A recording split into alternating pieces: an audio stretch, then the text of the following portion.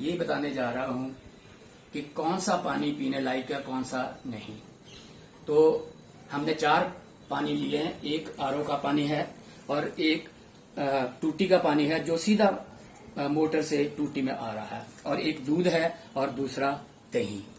तो चलो हम शुरू करते हैं पहले आरओ के पानी से।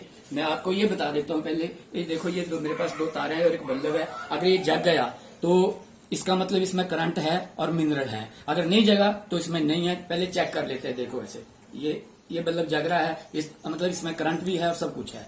अब आपको मैं बताता हूँ कि इन दोनों तारों को ये आरओ के पानी में डालकर ये डाल दी और ये बल्ब नहीं जगा। इसका मतलब ये हुआ कि आरओ के पानी में किसी प्रकार का कोई मिनरल नहीं है, कोई तत्व नहीं है, कुछ नहीं है, ये जीरो है। अब आते हैं दूसरा पानी, जो मोटर का पानी है, वो सीधा ट्यूबवेल का हमारी टूटी में आ रहा है, उसको चेक करते हैं। तो देखो, ये मैंने तारे डाल दी और ये जग गया बल्ब। ये बल्ब जग गया, इसका मतलब इसमें टूटी के पानी में करंट है, मिनरल है, तो ये पीने लायक है।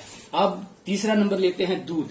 तो ये दूध ले लिया। अब दूध देखो, ये कितना ज्यादा जग गया बल्ब, इसका मतलब इसमें कितना ज्यादा करंट है, तो ये हमें कितना जरूरी है पीना। अब तीसरे नंबर पे लेते हैं दही।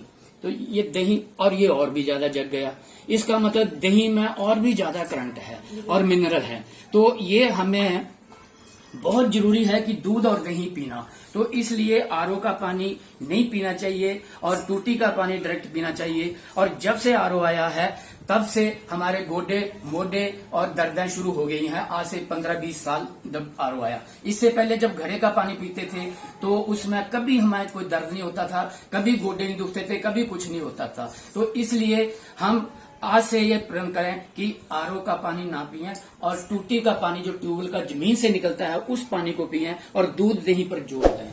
और यही आपकी आज की आवाज है। Thank you very much.